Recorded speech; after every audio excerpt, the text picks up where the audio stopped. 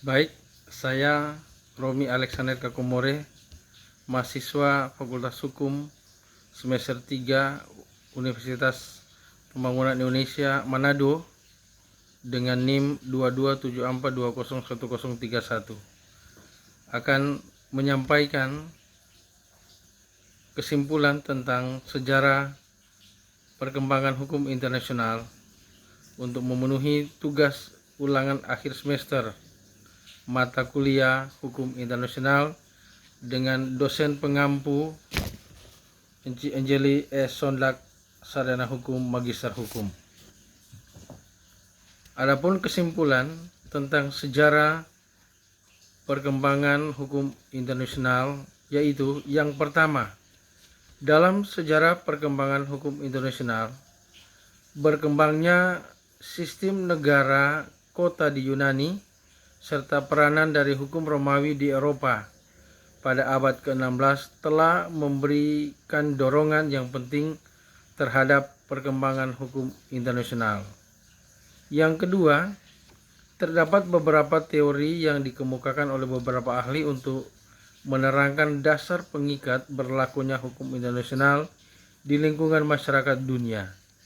Di antara beberapa teori yang ada, yang pertama, teori hukum alam, di mana negara itu terikat atau tunduk pada hukum internasional dalam hubungan antara mereka satu sama lain, karena hukum internasional itu merupakan bagian dari hukum yang tertinggi, yaitu hukum alam. Kemudian teori voluntaris, di mana hukum internasional ini berlaku karena adanya kehendak dari negara yang bersangkutan untuk tunduk pada hukum internasional tersebut.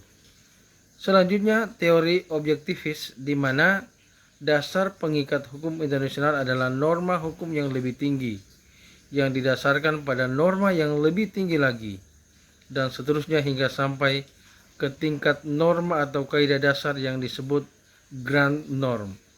Dan yang terakhir ialah teori kenyataan sosial, di mana dasar kekuatan mengikat hukum internasional terdapat dalam kenyataan sosial bahwa mengikatnya hukum itu mutlak perlu untuk dapat terpenuhinya kebutuhan manusia atau bangsa untuk kehidupan bermasyarakat.